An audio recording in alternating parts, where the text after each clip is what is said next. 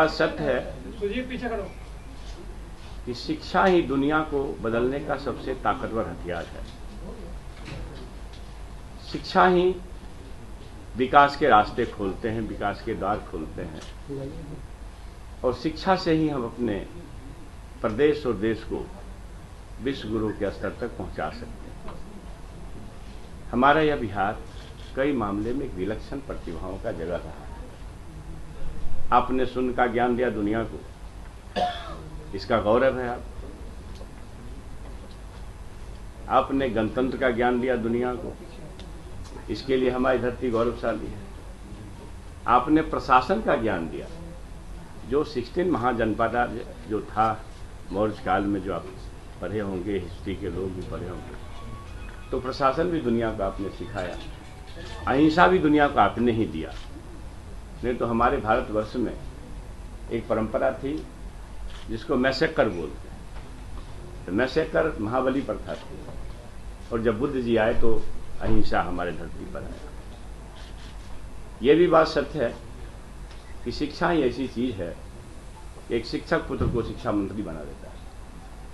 मैं अपने बारे में, इसलिए आपके माध्यम से मैं अपने प्रदेशवासी से खास करके और देशवासी से ये अपील करता हूं, पेरेंट्स से, माननीय कुलपति महोदयों से, शिक्षक संगठनों से, प्राचार्य और प्रधानाध्यापकों से और शिक्षकों से कि आप वर्ग संचालित करें। इसके लिए आपको क्या कमी महसूस होती है वो सूचना दें विभाग को, क्योंकि बहुत ही भयावह स्थिति है। आप लोग भी देख रहे होंगे कि वर्ग संचालित नहीं होते हैं, खास करके प्राइमरी और हायर एजुकेशन में तो चिंताजनक स्थिति है। सेकेंडरी में तो कुछ ठीक भी है। तो कैसे हम लोग कर सकते हैं इन चीज़ों को, और कैसे बेहतर से बेहतर कर सकते हैं। मैं आपके बीच में बताया कि शिक्षा से एक शिक्षक पुत्र शिक्षा मंत्री बन जाता है। अगर शायद शिक्षा हम लोगों को प्राप्त न होता तो किसी खेत में हल चला रहे होते या चरवाहा बन के काम कर रहे होते। शिक्षा ही ऐसी चीज है जो गटर साफ करने वाले लोग या माइंस में काम करने वाले का बेटा उसके चीफ बन सकते हैं, बन रहे हैं। आप भी देख रहे हैं। शिक्षा ही ऐसी चीज है जो किसान का बेटा हो या मजदूर का बेटा बड़े बड़े हुक्मरान बन सकते हैं, दीपक बाबू बन सकते हैं, आपके तरह के पत्रकार बन सकते हैं। आप सभी से, जो प्रेस जगत से जुड़े हुए लोग, हम इनवाइट करते हैं कि वर्ग संचालित करने के जो भी ज्ञान आपके पास भी हों, ने और आपके माध्यम से संपूर्ण शिक्षा जगत में लगे हुए लोगों से कहना चाहता हूं, वर्ग संचालित करें। सरकार मजबूर होकर के कोई कार्रवाई करती है, उसकी स्थिति न पैदा हो। मैं चूंकि शिक्षा क्षेत्र से जुड़ा हुआ हूं तो मैं इस तकलीफ को देख रहा हूं। प्रायोगिक परीक्षाएं नहीं संचालित हो रही। अद्भुत, हम लोग जहां पढ़े हैं वहां कुछ कुछ दिखाया जाता था, प्लस मैंने 10th में भी 11th में भी, ये टेस्ट ट्यूब क्या होता है, रेंज कैसे करते हैं, कुछ कुछ सिखाया जाता था।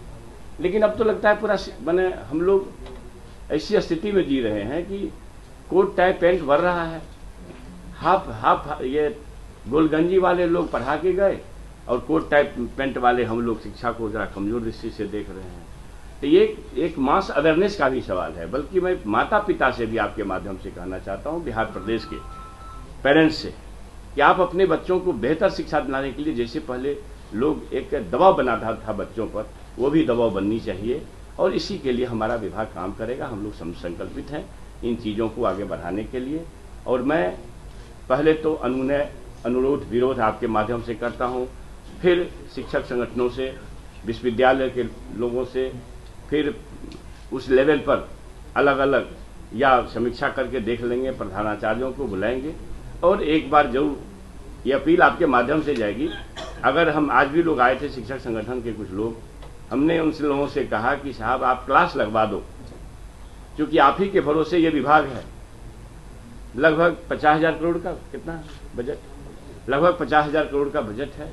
इतना सरकार का पैसा जाया होता है और फिर खाली इंफ्रास्ट्रक्चर में लग जाए या फिर एस्टेब्लिशमेंट में लग जाए, तो ये जिस उद्देश्य के लिए यह बनाया गया विभाग है या हमारा विभाग है, सरकार की जो चिंता है, इसको बेहतर शिक्षा, गुणवत्तापूर्ण शिक्षा कैसे हो, और इसके लिए हम लोगों को जहाँ से भी अनुभव शेयर करना पड़ेगा। मालूम हुआ हमारा सिमुलतला मॉडल है, मालूम हुआ अभी आप लोग देख रहे होंगे केजरीवाल जी का, तो हम अपने अधिकारियों के साथ ऐसे शिक्षण संस्थानों को भी विजिट करेंगे, और ये अल्टीमेट ये है कि वर्ष संचालित हो और गुणवत्तापूर्ण शिक्षा हो। इसी के लिए यह आप लोगों को हमने कष्ट दिया, यही मैं कहना चाहता हूँ। आप लोगों से कोई सर केजरीवाल मॉडल पे काम करेंगे आप लोग? बिल्कुल, मैं अभी देखने जा रहा हूँ, देख करके लगता है ऐसा, जो दुनिया भर के लोग आ रहे हैं वहाँ देखने के लिए, कुछ न कुछ तो है। तो अगर वह है, एक बात मानिए, जिनको नफरत पढ़ाना है वो पढ़ावे, हमें मोहब्बत पढ़ानी।